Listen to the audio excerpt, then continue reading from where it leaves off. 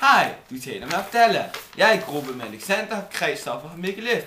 Vi har valgt emnet fodbold. Vi har valgt emnet, fordi at vi godt kan lide fodbold. Altså mig og Alexander kan godt, ikke? Vi brænder for fodbold. Vi elsker sporten. Det er vores yndlingssport. Men Mikkel F og Kræ, de har andre fritidsinteresser. Mikkel F, han dyrker taekwondo. Det er hvor man, det er en kampsport, og i kampsport gør man sådan her.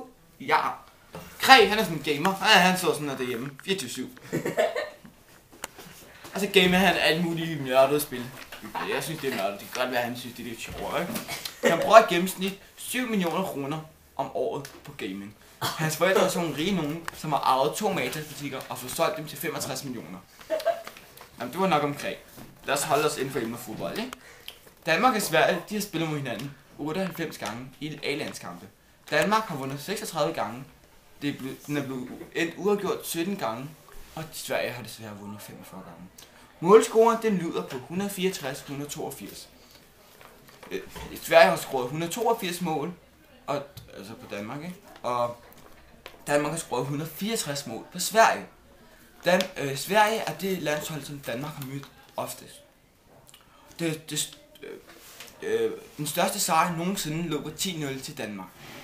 Det var i en venskabskamp den 5. oktober 1913. Det største danske nederlag løb dog på 6-0, og det blev påført den 21. juni 1959. Og Sverige... ja, og det var det. Tak for i dag. Hej då, du prutter med Abdallah. Jeg er god til svensk. Vi har en masse forventninger til svenskerne. Vi forventer, at de har en meget større, sjovere, flottere skole. Ligesom her på Kongevejens skole, ved vi ikke over det hele. Ikke andre farver. Vi har tænkt os at stille dem følgende spørgsmål. Hej, hvor gamle er I? Hvem holder I med i den svenske liga? Hvad er jeres livret? Har I mange lektier for? Går I til fodbold, eller har I gået til fodbold? Går I til en anden form for sport? Hvem holder I med? Real Madrid eller Barcelona?